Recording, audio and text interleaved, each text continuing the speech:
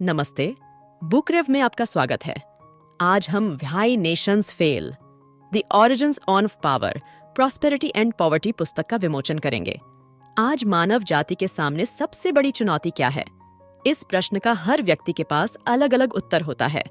Best selling समाजशास्त्र classic guns, germs and steel के Pulitzer पुरस्कार विजेता लेखक जेरेड डायमंड, जिसे हमने पिछली बुकी में आपके लिए अनलॉक किया है, का मानना है कि दुनिया भर के विभिन्न देशों के बीच आय असमानता की समस्या को सबसे बड़ी चुनौती माना जा सकता है। आज मानवता का सामना करना पड़ रहा है। मिस्र की प्रति व्यक्ति आय संयुक्त राज्य अमेरिका की तुलना में केवल 12% है। यह एक चौंकाने वाला आंकड़ा है और यह संभवतः मिस्र की राजनीतिक अस्थिरता के प्रमुख कारकों में से एक है। हालांकि यह उदाहरण देशों के बीच मौजूद सबसे बड़ी असमानता भी नहीं है। संयुक्त राज्य अमेरिका और दुनिया के सबसे गरीब देशों की प्रति व्यक्ति आय के बीच का अंतर बहुत बड़ा है। उन देशों में यहाँ तक कि भरपेट भोजन को भी एक विलासिता माना जा सकता है। वास्तव में इस असमानता का कारण क्या है? क्यों कुछ राष्ट्र समृद्ध जनसंख्या के कारण समृद्ध हैं, जबकि अन्य देश गरीब हैं और उनके लोग गहरी पीड़ा में हैं? क्या गरीब देश कभी अपना भाग्य बदल सकते हैं या उनका असफल होना निश्चित है? प्राचीन काल से अनगिनत विशेषज्ञों ने इस प्रश्न का उत्तर देने का प्रयास किया है। राष्ट्र विफल क्यों होते हैं? पुस्तक हमें एक संक्षिप्त उत्तर प्रदान करती है: संस्थाएं। हालांकि यह उत्तर भ्रामक रूप से सरल प्रतीत होता है, लेकिन यह जटिलताओं से भरा है। इस उत्तर तक पहुंचने में इस पुस्तक के लेखकों को 15 साल का समर्पित शोध करना पड़ा। दोनों लेखक अग्रणी अर्थशास्त्री हैं। Daron Acemoglu Massachusetts Institute on of Technology में प्रोफेसर हैं और प्रतिष्ठित जॉन बेट्स क्लार्क पुरस्कार के प्राप्तकर्ता हैं, और जेम्स रॉबिन्सन हार्वर्ड विश्वविद्यालय में प्रोफेसर हैं और लैटिन अमेरिकी और अफ्रीकी अध्ययन में विश्व प्रसिद्ध विशेषज्ञ हैं। 15 वर्षों के दौरान इन दोनों विशेषज्ञों ने मानव इतिहास के हजारों वर्षों का अध्ययन किया और 20 से अधिक देशों की विकास प्रक्रियाओं की तुलना की। वे इस निष्कर्ष पर पहुंचे कि संस्थानों में मतभेद दुनिया भर के विभिन्न देशों के अलग अलग भाग्य के लिए जिम्मेदार हैं। इस पुस्तक में एसेमोग्लू और रॉबिन्सन ने ऐतिहासिक केस अध्ययनों का विश्लेषण करके हमें दिखाया है कि विभिन्न देशों ने पहले अलग अलग संस्थान क्यों विकसित किए, सबसे शुरुआती संस्थान कैसे बने, और अच्छे और बुरे संस्थान किसी देश की नियति को कैसे प्रभावित कर सकते हैं। अब हम आपके साथ 3 भागों के माध्यम से पुस्तक की सामग्री पर गहराई से विचार करेंगे। भाग 1, राष्ट्रों के विफल होने का वास्तविक कारण। भाग 2, राष्ट्र के विकास पर संस्थागत प्रभाव। भाग 3, अलग अलग देशों में अलग अलग संस्थाएं क्यों हैं। प्रोफेसर एसेमोग्लू और रॉबिन्सन के अपने निष्कर्षों पर पहुंचने से पहले इस प्रश्न के संबंध में 3 लोकप्रिय परिकल्पनाएं प्रचलित थीं। पहली को भूगोल परिकल्पना के रूप में जाना जाता है।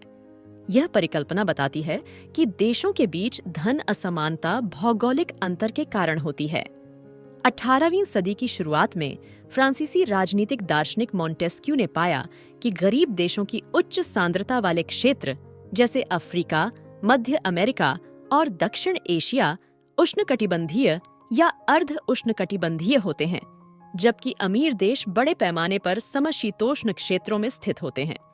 इसलिए उन्होंने निष्कर्ष निकाला कि उष्णकटिबंधीय जलवायु ने लोगों को आलसी बना दिया और उन्हें तानाशाही और निरंकुश शासन के प्रति अधिक संवेदनशील बनाने के अलावा काम करने, सोचने और नवाचार करने की प्रेरणा और पहल को छीन लिया।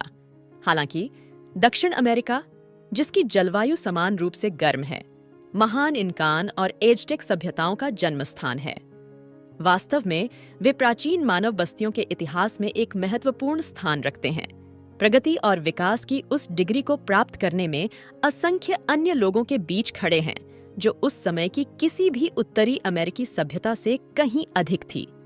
वैकल्पिक रूप से यदि हम वर्तमान संदर्भ को देखें तो सिंगापुर देश, जो उष्णकटिबंधीय क्षेत्र में भी स्थित है, एशिया में एक प्रमुख आर्थिक केंद्र है जिसे 4 एशियाई बाघों के साथ साथ गार्डन में से एक करार दिया गया है। शहर, एक ऐसा स्थान जहां नागरिक अपने दैनिक जीवन और कार्य में शांति और खुशी का आनंद लेते हैं। जाहिर है, उष्णकटिबंधीय जलवायु का होना गरीबी का प्रमुख निर्धारण कारक नहीं है। अन्य लोगों ने दावा किया है कि मलेरिया जैसी बीमारियां उष्णकटिबंधीय जलवायु में फैलती हैं, जिससे लोगों के स्वास्थ्य पर गहरा प्रभाव पड़ता है और अप्रत्यक्ष रूप से ऐसे क्षेत्रों में उत्पादकता प्रभावित होती है।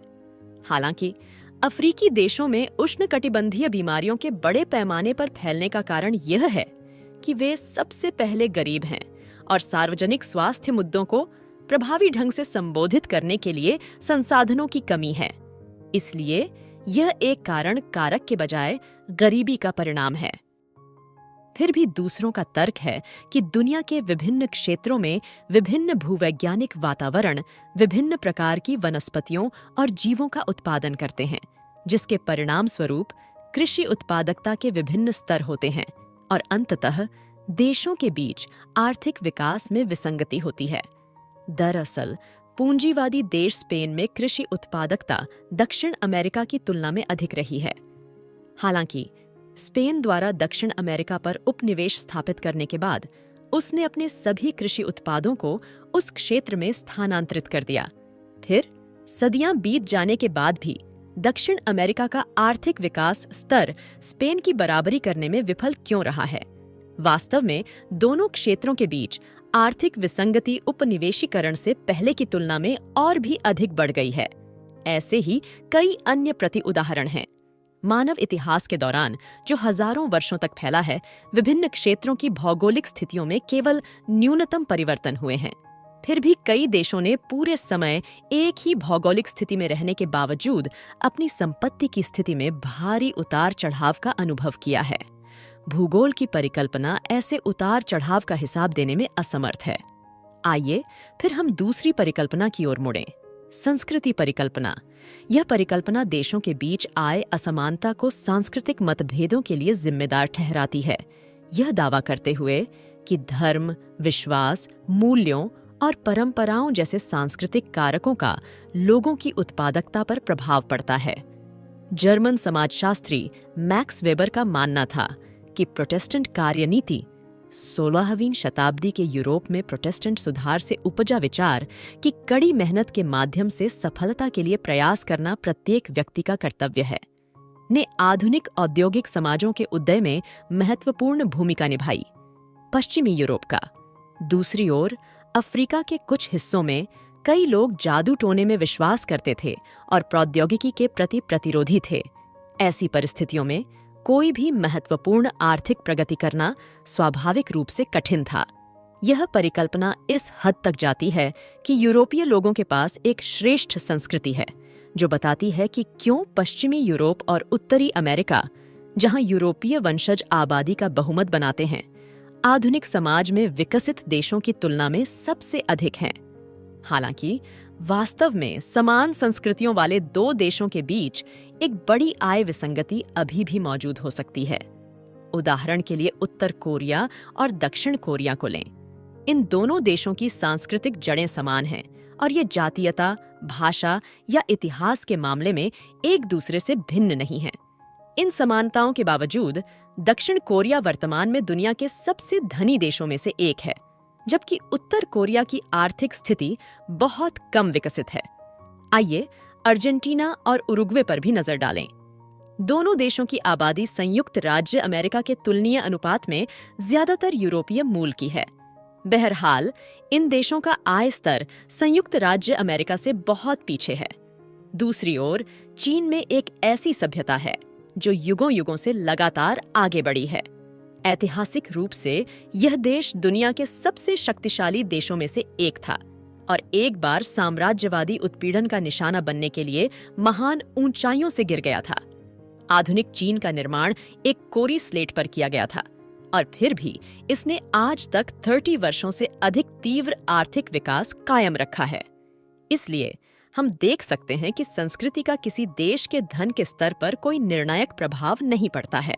तीसरी परिकल्पना जिस पर हम गौर करेंगे वह अज्ञान परिकल्पना है, जो बताती है कि कुछ देशों के नेताओं को यह नहीं पता कि अपने देशों को गरीबी से कैसे बचाया जाए। कई अर्थशास्त्री इस सिद्धांत का समर्थन करते हैं। अर्थशास्त्र के क्षेत्र में पेशेवर होने के नाते वे विकास लक्ष्यों को पूरा करने के लिए संसाधनों को तैनात करने में आने वाली चुनौतियों को अच्छी तरह से जानते हैं। इसलिए उन्हें इस बात पर कोई आश्चर्य नहीं है कि गरीब देशों के नेता न केवल इस तरह के गहन और जटिल ज्ञान को समझने में विफल रहते हैं, बल्कि संभवतः उन्हें अपनी नीतियों के विनाशकारी परिणामों की भी समझ नहीं होती है। हालांकि भले ही ऐसे नेता स्वयं अर्थशास्त्री न हों, उन्हें विशेषज्ञों की टीमों का समर्थन प्राप्त है। पश्चिमी अफ्रीका में घाना गणराज्य के सलाहकारों की राष्ट्रीय टीम में कई ऐसे पेशेवर शामिल हैं जिनमें नोबेल पुरस्कार विजेता और अर्थशास्त्र के क्षेत्र में सबसे प्रसिद्ध विशेषज्ञों में से एक आर्थर लुईस भी शामिल हैं। कहा जा सकता है कि यह तारकीय लाइन अप अधिकांश विकसित देशों से आगे निकल जाएगी और ये विशेषज्ञ निश्चित रूप से घाना के शासकों के लिए व्यावहारिक राय प्रदान कर सकते हैं। हालांकि घाना के शासकों ने राजनीतिक पूंजी के बदले में देश के अधिकांश हितों का बलिदान दिया, जिसके परिणाम स्वरूप विभिन्न बेतुकी नीतियों को लागू किया गया, जैसे कि ऐसे क्षेत्र में आम डिब्बाबंदी संयंत्र का निर्माण करना जहां कोई आम नहीं उग सकता था, जिसका उत्पादन डिब्बाबंद भोजन की कुल वैश्विक मांग से अधिक था। आम, कच्चे माल, लागत और बिक्री से संबंधित बुनियादी बातों पर विचार करने की यह पूर्ण कमी साधारण अज्ञानता से कहीं अधिक है। अब जब हमने एक के बाद एक परिकल्पनाओं का खंडन किया है, तो वास्तविक कारण क्या है जो राष्ट्रों के विफल होने का कारण बनता है? एसिमोग्लू और रॉबिन्सन का मानना है कि संस्थाएं किसी देश का आर्थिक भाग्य निर्धारित करती हैं। वे एक उत्कृष्ट उदाहरण पेश करते हैं, नोगेल्स का। नोगेल्स एक अनोखा शहर है। इसका आधा हिस्सा संयुक्त राज्य अमेरिका की सीमाओं के भीतर स्थित है, जबकि दूसरा आधा मेक्सिको में स्थित है, जो बीच से नीचे की ओर जाने वाली बाढ़ से अलग है। ये दोनों हिस्से भौगोलिक परिस्थितियों, जनसंख्या संरचना और सांस्कृतिक प्रथाओं सहित सभी मामलों में लगभग समान हैं। हालांकि नोगेल्स के दोनों ओर का जीवन बहुत अलग है। उत्तरी भाग में औसत घरेलू आय लगभग $30,000 प्रतिवर्ष है। लोगों को वोट देने का अधिकार है और वे स्वास्थ्य देखभाल, शिक्षा और सार्वजनिक सुरक्षा जैसे कई सामाजिक विशेषाधिकारों का आनंद लेते हैं। दूसरी ओर मेक्सिको में स्थित दक्षिणी आधे हिस्से में औसत घरेलू आय अमेरिकी नोगेल्स की तुलना में केवल 1/3 है। बड़ी संख्या में बच्चे स्कूल नहीं जाते हैं, सार्वजनिक स्वच्छता की स्थिति दयनीय है, सामाजिक बुनियादी ढांचा खराब है और अपराध दर ऊंची है। कुल मिलाकर यहाँ जीवन की गुणवत्ता बाढ़ के दूसरी तरफ की तुलना में काफी खराब है। इतनी जबरदस्त असमानता क्यों है? अन्य सभी कारक समान होने पर दोनों पक्षों के बीच एकमात्र अंतर उनकी संस्थाओं का है। इसलिए उत्तर स्पष्ट है।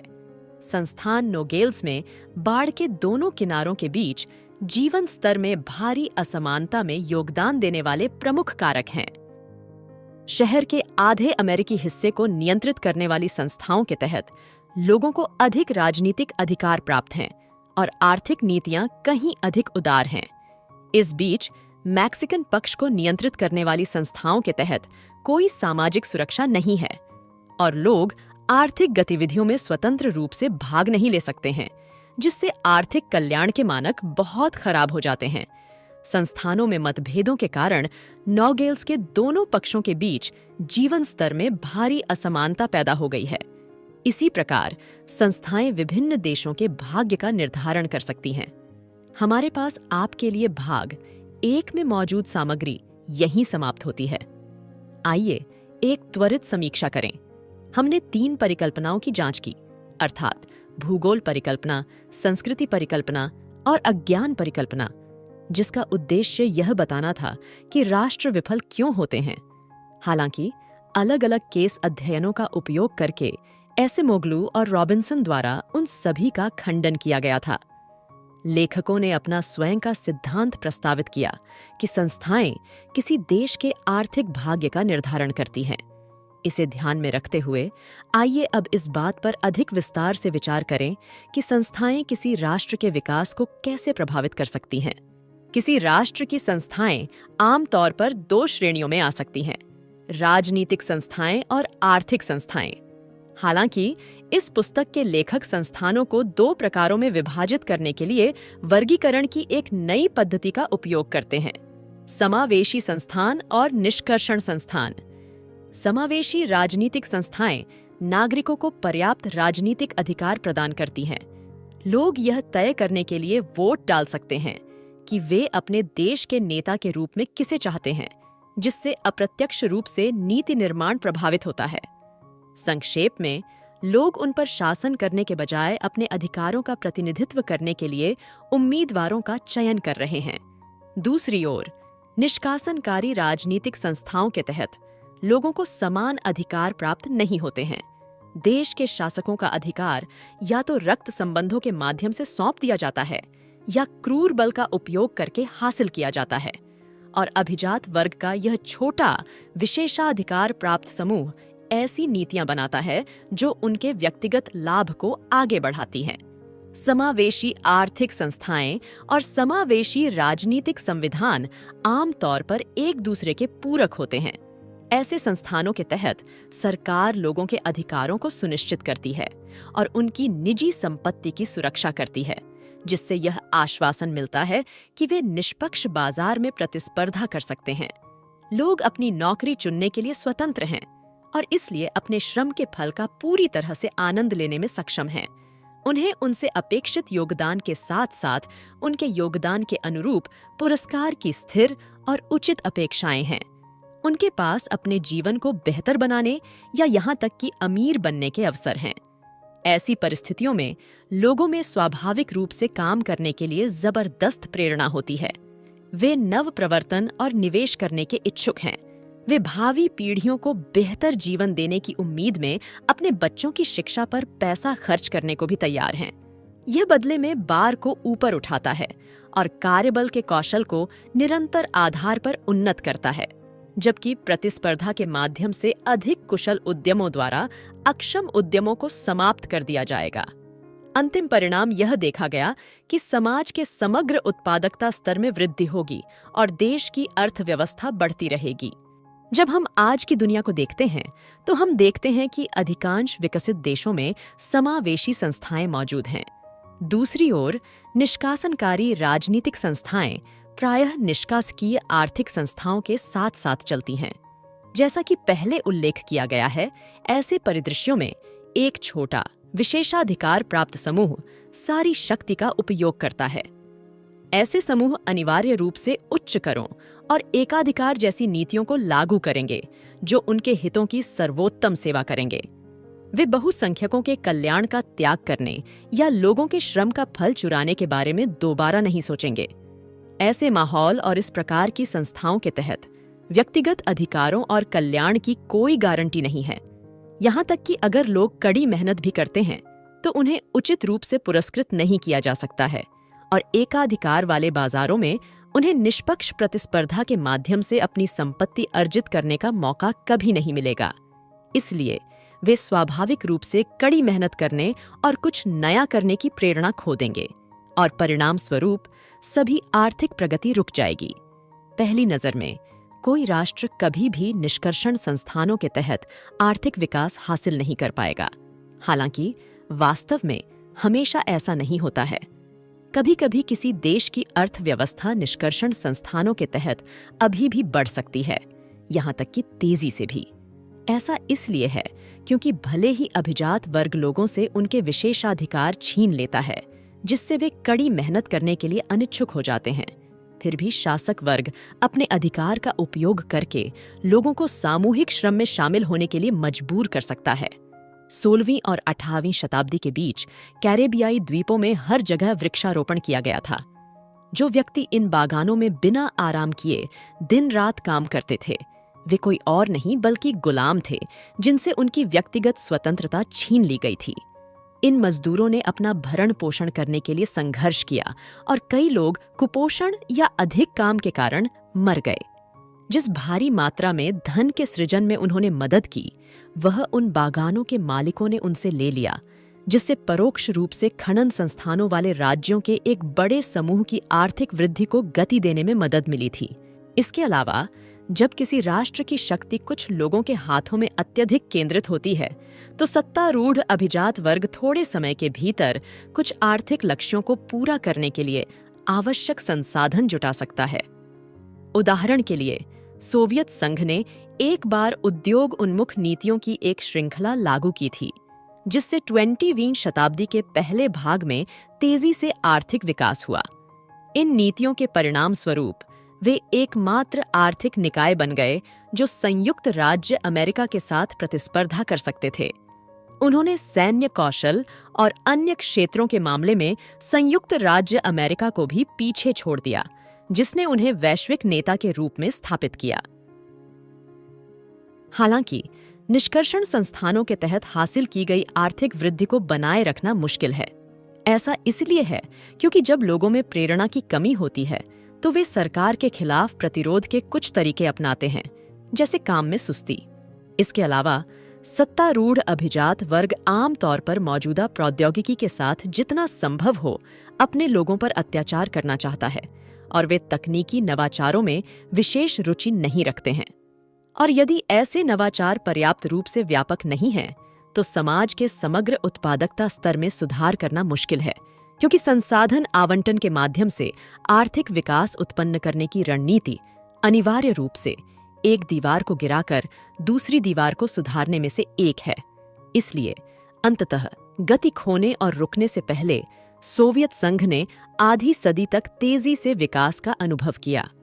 एक और उल्लेखनीय बात यह है कि जब सत्ता कुछ लोगों के हाथों में अत्यधिक केंद्रित हो जाती है, तो अनिवार्य रूप से समान विशेषाधिकारों से वंचित अन्य लोग भी होंगे जो सत्ता संभालना चाहते हैं।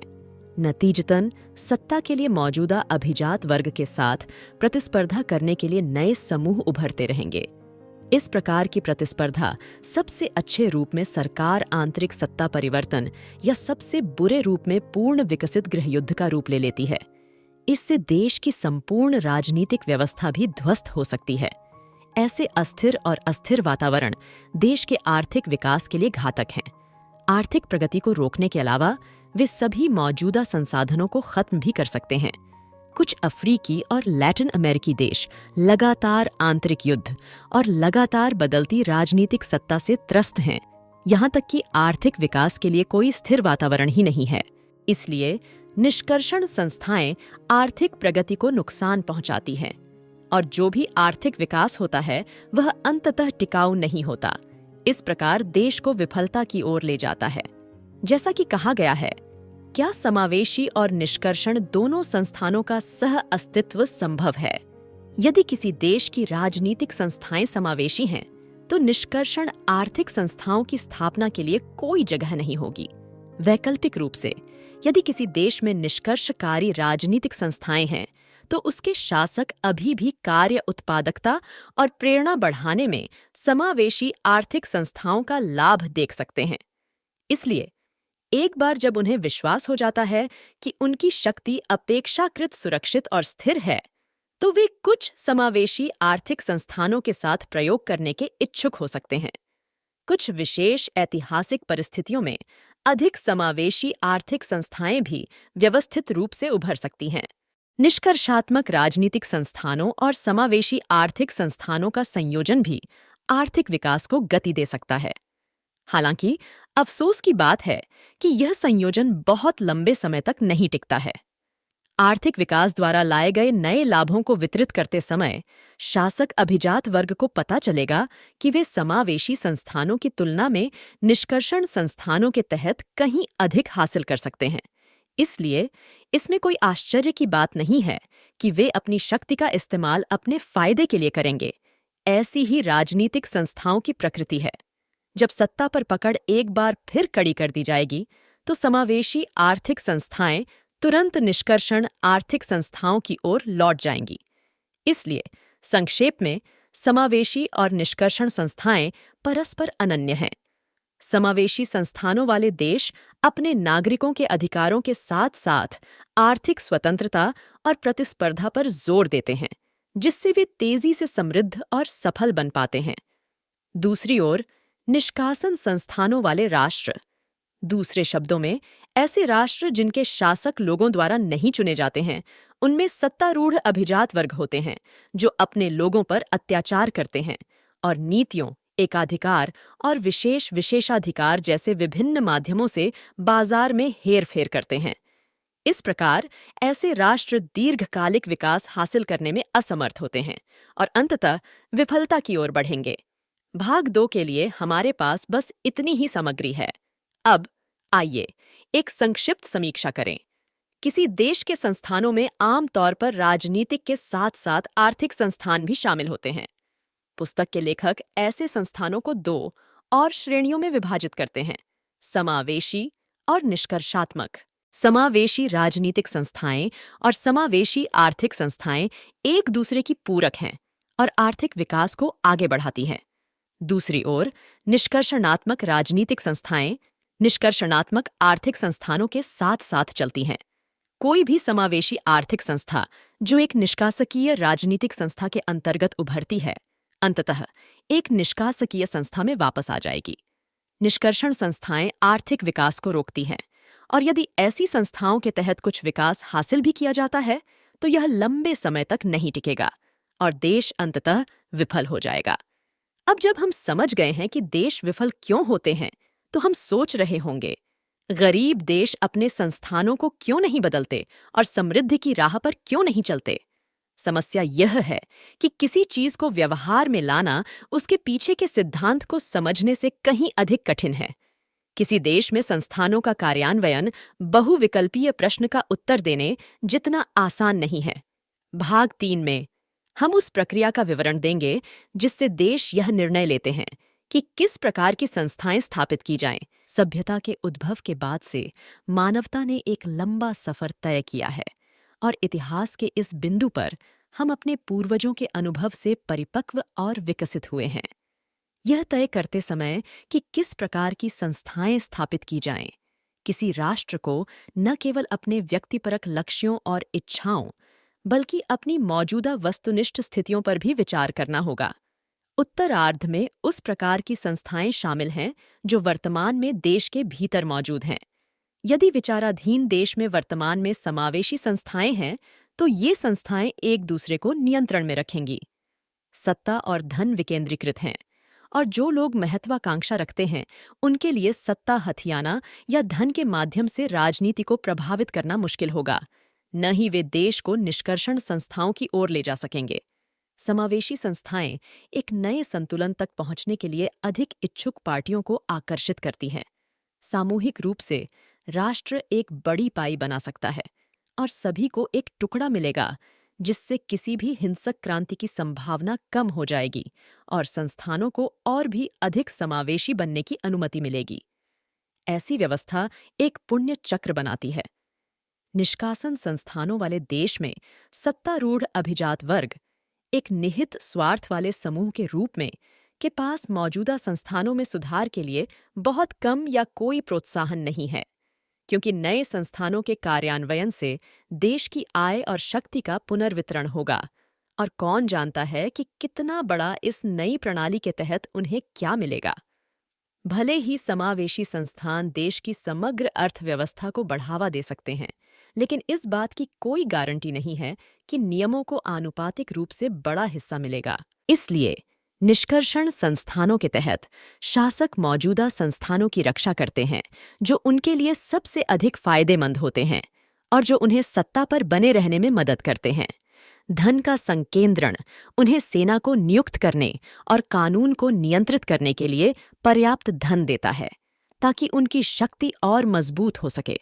इससे उनके लिए नई संपत्ति पैदा होती है जिससे एक दुष्चक्र बनता है। इसके अतिरिक्त निष्कर्षण संस्थान तकनीकी नवाचार को दबाते हैं और नए हित समूह शायद ही कभी इतने शक्तिशाली होते हैं कि मौजूदा शासकों के खिलाफ प्रतिस्पर्धा कर सकें। इसके अलावा भले ही कोई नया शासक सफलतापूर्वक सत्ता संभाल लेता है, लेकिन यह देश की संस्थाओं में बदलाव की गारंटी नहीं देता है। पूर्व में एक ब्रिटिश उपनिवेश पश्चिम अफ्रीकी राष्ट्र सिएरा लियोन ने आदर्श निष्कर्षण संस्थानों की स्थापना की है। 1961 में स्वतंत्रता प्राप्ति के बाद देश के भीतर गृह युद्ध छिड़ गया। अपनी प्रतिद्वंद्वी पार्टियों से मुकाबला करने के लिए मौजूदा पार्टी ने रेलवे प्रणाली को बंद कर दिया और यहां तक कि रेल मार्ग और कारें भी बेच दीं। हालांकि वे जानते थे कि ऐसी गतिविधियां देश की अर्थव्यवस्था को तबाह कर देंगी, जो निर्यात पर बहुत अधिक निर्भर थी। फिर भी वे निर्यात राजस्व को अपने प्रतिद्वंद्वियों की जेब से दूर रखने के लिए उनमें लगे रहे। संक्षेप में, मौजूदा पार्टी ने अपने विरोधियों को हराने के लिए स्वेच्छा से देश के कल्याण का बलिदान दिया।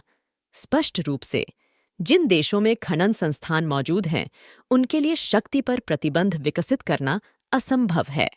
नए हित समूह जो सत्तारूढ़ अभिजात वर्ग को सफलतापूर्वक उखाड़ फेंकते हैं, उन्हें भी अनियंत्रित शक्ति प्राप्त होगी, जिससे उनके लिए उसी पुराने रास्ते पर चलना आसान हो जाएगा, जो कि निष्कर्षण संस्थानों के तहत विशिष्ट है, जो कि धन हासिल करने के लिए शक्ति का उपयोग करता है और शक्ति को मजबूत करने के लिए धन का उपयोग करता है। समावेशी और निष्कर्षण दोनों संस्थानों के लिए एक निश्चित गति या जड़ता होगी, जो मूल संस्थानों को कायम रखने का कारण बनती है। फर्क सिर्फ इतना है कि चक्र सात्विक है या विकारी। जड़ता को तोड़ना कठिन है। लेकिन इस जड़ता के आने से पहले क्या हो रहा था? किसने निर्णय लिया कि शुरुआत में किस प्रकार की संस्थाएं स्थापित की जानी चाहिए? लेखकों के अनुसार किसी विशिष्ट व्यक्ति ने यह निर्णय नहीं लिया। वर्तमान स्थिति इतिहास के दौरान पूरी तरह से संयोग से विकसित हुई है। ऐतिहासिक समय में अधिकांश देशों ने अपनी अपनी स्थितियों में मामूली अंतर के साथ निष्कर्षण संस्थाएं स्थापित कीं। हालांकि इतिहास के विभिन्न मोड़ों पर किए गए अलग अलग विकल्प प्रत्येक देश को एक अलग प्रक्षेप पथ पर ले जाते हैं। समय के साथ देशों के बीच मूल रूप से मौजूद छोटे-मोटे मतभेद विविध संस्थानों में विकसित हो गए। उदाहरण के लिए, 14वीं शताब्दी के दौरान ब्लैक डेथ ने यूरोप को त्रस्त कर दिया, जिससे महाद्वीप की 1/3 आबादी खत्म हो गई। जैसे जैसे श्रम शक्ति में भारी कमी आई, सर्फों को इस बात का गहरा एहसास हुआ कि अब उनके पास कुछ सौदेबाजी की शक्ति है और इसलिए उन्होंने अपने लिए और अधिक अधिकारों के लिए लड़ने का प्रयास किया। पश्चिमी यूरोप और इंग्लैंड में सामंती प्रभुओं के पास शुरुआत में बहुत अधिक शक्ति नहीं थी, इसलिए भूदासों ने जीत हासिल की और उनके करों को कम कर दिया गया। फिर उन्होंने और भी अधिक विशेषाधिकारों के लिए लड़ने की कोशिश की और प्रभुओं के हाथों से और भी अधिक शक्ति छीनने में सफल रहे। पश्चिमी यूरोप में सामंती व्यवस्था धीरे धीरे विघटित होने लगी और धीरे धीरे एक समावेशी संस्था के रूप में विकसित हुई। साथ ही पूर्वी यूरोप में सामंती प्रभु हमेशा अधिक शक्तिशाली रहे थे और इस बार भी वे अवज्ञाकारी भूदासों को बुरी तरह दबाने में कामयाब रहे। वास्तव में संस्थाएं और भी अधिक कठोर हो गईं, इतनी अधिक कि इसे इतिहास में दूसरा दासत्व कहा गया है। अब कई शताब्दियों के बाद पूर्वी और पश्चिमी यूरोप में संबंधित स्थितियां काफी भिन्न हैं। इतिहास के हर महत्वपूर्ण मोड़ पर अमेरिका का उपनिवेशीकरण, औद्योगिक क्रांति, अटलांटिक व्यापार इत्यादि विभिन्न देशों को अलग अलग विकासात्मक पथों पर स्थापित किया गया था। अतीत में स्थापित संस्थानों को उखाड़ फेंकना क्रमिक परिवर्तनों के लिए कठिन है, लेकिन ऐतिहासिक रूप से महत्वपूर्ण मोड़ों का जबरदस्त प्रभाव होता है, इतना कि वे मूल संतुलन को बिगाड़ सकते हैं और संस्थानों के नए रूपों को जन्म दे सकते हैं। इस पूरी प्रक्रिया के दौरान छोटे छोटे अंतर बढ़ेंगे और परिवर्तन के प्रमुख तत्व बन जाएंगे। हालांकि वे पिछले महत्वपूर्ण मोड़ों द्वारा प्रदान किए गए कुछ अवसरों से चूक गए होंगे, लेकिन वर्तमान निष्कर्षण संस्थानों के लिए अपनी भारी गति से बाहर निकलना मुश्किल होगा। क्या इसका मतलब यह है कि गरीब राष्ट्र कभी भी अपनी नियति दोबारा नहीं लिख पाएंगे? काफी नहीं। अफ्रीकी देश बोत्सवाना एक उदाहरण है जो निष्कर्षण संस्थानों के दुष्चक्र से बाहर निकलने में कामयाब रहा है। बोत्सवाना एक पूर्व ब्रिटिश उपनिवेश है और 1966 में स्वतंत्रता प्राप्त करने के बाद यह दुनिया के सबसे गरीब देशों में से एक था। उस समय पूरे देश ने कुल 12 किलोमीटर लंबी सार्वजनिक सड़कों का निर्माण किया था और केवल 22 नागरिकों ने विश्वविद्यालय की शिक्षा प्राप्त की थी। सौभाग्य से, हालांकि ब्रिटिश शासन के तहत बोत्सवाना ने विभिन्न जनजातियों द्वारा सामूहिक निर्णय लेने और निजी संपत्ति की मान्यता की परंपरा के साथ अपेक्षाकृत विविध जनजातीय प्रणाली को बरकरार रखा। स्वतंत्रता प्राप्त करने के बाद देश के नेताओं के पहले बैच ने चुनावों के माध्यम से सत्तारूढ़ सत्ता हासिल करने का विकल्प चुना। इन विवरणों का देश की स्वतंत्रता के इतिहास के महत्वपूर्ण मोड़ पर महत्वपूर्ण प्रभाव पड़ा, जिससे बोत्सवाना को समावेशी संस्थानों के मार्ग पर आगे बढ़ने में मदद मिली। अगले 4 दशकों में बोत्सवाना ने समावेशी संस्थानों का एक अच्छा चक्र देखा और पूरे अफ्रीका में सबसे अधिक प्रति व्यक्ति आय वाला देश बन गया। साथ ही दुनिया में सबसे तेजी से विकसित होने वाले देशों में से एक बन गया।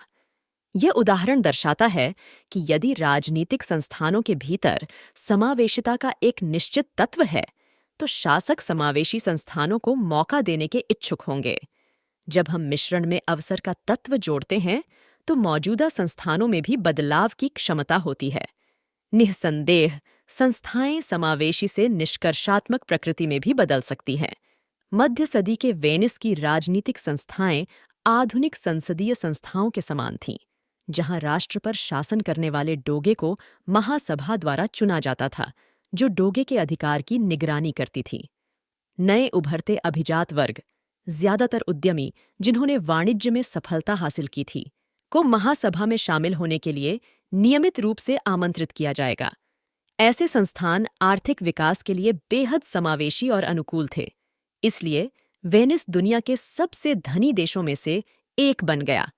हालांकि यह सुखद स्थिति कायम नहीं रही। स्वार्थी राजनेताओं ने धीरे धीरे अपनी शक्तियों का विस्तार करते हुए विशिष्ट व्यापारियों के लिए महासभा में शामिल होने के अवसरों को सीमित कर दिया। करों को इकट्ठा करने, राष्ट्रीय बेड़े का आयोजन करने, वाणिज्यिक मार्गों पर एकाधिकार करने और कुलीन विशेषाधिकारों को बढ़ाने जैसे विभिन्न तरीकों के माध्यम से उन्होंने अपने लिए हर संभव लाभ समाप्त कर लिया, जब तक कि उद्यमियों के पास विरोध करने की कोई शक्ति नहीं रह गई। स्वाभाविक रूप से राजनेताओं के व्यवहार के कारण मूल रूप से समावेशी संस्थाएं प्रकृति में निष्कर्षक बन गईं। इसलिए वेनिस की अर्थव्यवस्था सिकुड़ने लगी और उसे पटरी पर लौटने के लिए संघर्ष करना पड़ा। यह पूर्व आर्थिक दिग्गज अब महज एक पर्यटन स्थल बनकर रह गया है और इस लिहाज से इसे असफल माना जा सकता है। बोत्सवाना और वेनिस के संबंधित मामले के अध्ययन से हम देख सकते हैं कि संस्थानों में बदलाव की संभावना हमेशा से रही है और किसी देश के लिए सफलता या विफलता की दिशा में अपने पाठ्यक्रम को उलटने का मौका हमेशा रहता है। उपरोक्त वह सारी सामग्री है जो हमारे पास भाग 3 के लिए है। समावेशी संस्थाएं अच्छे चक्रों का निर्माण करेंगी, जबकि निष्कासन संस्थाएं दुष्चक्रों का निर्माण करेंगी। इस प्रकार की संस्थागत गति देशों के लिए अपने मौजूदा संस्थानों को थोड़े समय के भीतर बदलना मुश्किल बना देती है। आज संस्थानों के बीच जो विसंगतियां मौजूद हैं, वे कारकों के संयोजन के कारण होती हैं, अर्थात छोटे मतभेद जो शुरू से ही देशों के बीच मौजूद थे, पूरे इतिहास में महत्वपूर्ण मोड़ पर किए गए विकल्प, साथ ही इतिहास के सामने आने पर शुद्ध मौका का तत्व। हालांकि संस्थाएं पत्थर में नहीं बनी हैं और उनमें बदलाव की संभावना हमेशा रही है और रहेगी। यह राष्ट्र विफल क्यों होते हैं का हमारा सारांश समाप्त करता है। कुछ देश अमीर और अन्य गरीब क्यों हैं? अनगिनत विशेषज्ञों ने इस प्रश्न का उत्तर देने का प्रयास किया है और कई शैक्षणिक परिकल्पनाएं प्रस्तावित की गई हैं, जिनमें भूगोल परिकल्पना, संस्कृति परिकल्पना और अज्ञान परिकल्पना शामिल हैं। हालांकि प्रति उदाहरण इन परिकल्पनाओं का समर्थन करने में विफल रहे हैं, जिससे उनकी विश्वसनीयता कम हो गई है। इस पुस्तक के लेखक एसेमोग्लू और रॉबिन्सन का मानना है कि देशों के बीच आए असमानता का मूल कारण उनके द्वारा विभिन्न संस्थानों को अपनाना है। समावेशी संस्थाएं दीर्घकालिक आर्थिक विकास को प्रोत्साहित करती हैं और देशों को समृद्ध भविष्य की ओर ले जाती हैं, जबकि निष्कासन संस्थाएं आर्थिक विकास को रोकती हैं। भले ही एक निष्कर्षण प्रणाली में अल्पकालिक विकास हासिल किया जाए, लेकिन इसे कायम नहीं रखा जा सकता है और समय के साथ देश के लिए दुर्भाग्यपूर्ण भाग्य से बचना मुश्किल है। हालांकि यदि उत्तर इतना स्पष्ट है, तो कुछ देश अपने निष्कर्षण संस्थानों पर कायम रहने पर जोर क्यों देते हैं? ऐसा इसीलिए है क्योंकि कोई देश किस प्रकार की संस्थाओं को अपनाता है, यह पसंद का साधारण मामला नहीं है। इतिहास के दौरान देशों के बीच मौजूद छोटे-मोटे मतभेद महत्वपूर्ण मोड़ों पर बढ़ गए, जिसके परिणाम स्वरूप विभिन्न देशों में बहुत अलग संस्थानों की स्थापना हुई। एक बार संस्थान स्थापित हो जाने के बाद एक निश्चित गति आएगी। समावेशी और निष्कर्षण दोनों संस्थाएं स्वयं को सुदृढ़ करना जारी रखेंगी, और जिन देशों में निष्कर्षण संस्थान मौजूद हैं, वे एक दुष्चक्र में फंस जाएंगे। फिर भी संस्थागत परिवर्तनों के पूरे इतिहास में निष्कर्षात्मक से समावेशी और इसके विपरीत तक के कई उदाहरण अभी भी मौजूद हैं। अंततः परिवर्तन की संभावना मौजूद है और देशों के पास विफलता से बचने का मौका है।